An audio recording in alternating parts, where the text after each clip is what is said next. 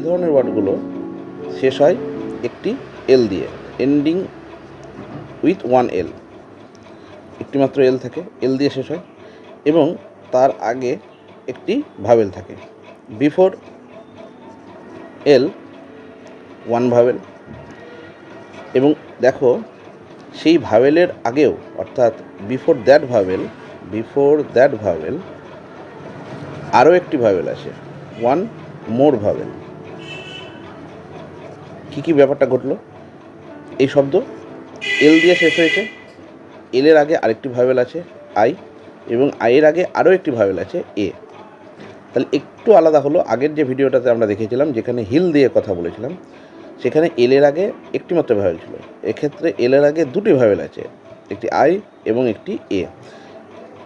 এই তিনটেই বিষয় যখন ম্যাচ করে যাবে, ফুলফিল করবে, এবং সেই ওয়ার্ডটা যদি মনোসিলেবিক ওয়ার্ড হয়, ওই একই একটিমাত্র সিলেবল থাকবে, মনোসিলেবিক ওয়ার্ড হতে হবে, তখন কি হয়, শেষের এলটা ডাবল হবে না, এন্ডিং উইথ সিঙ্গেল এল। কিন্তু হিলের ক্ষেত্রে তা হয়নি, হিলের ক্ষেত্রে এলটা ডাবল হয়েছিল।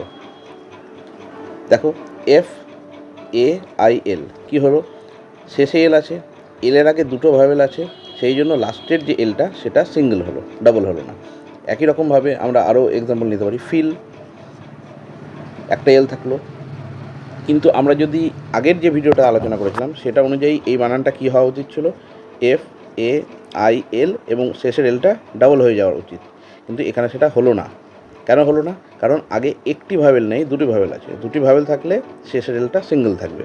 ফিল একইভাবে, নেল, নক, একটা এল, পেল, PAIL পেল, এই সমস্ত ওয়ার্ড এবং আরও প্রচুর ওয়ার্ড আছে যেগুলো এই ফরমেশনটা মেনটেন করে রুলসের।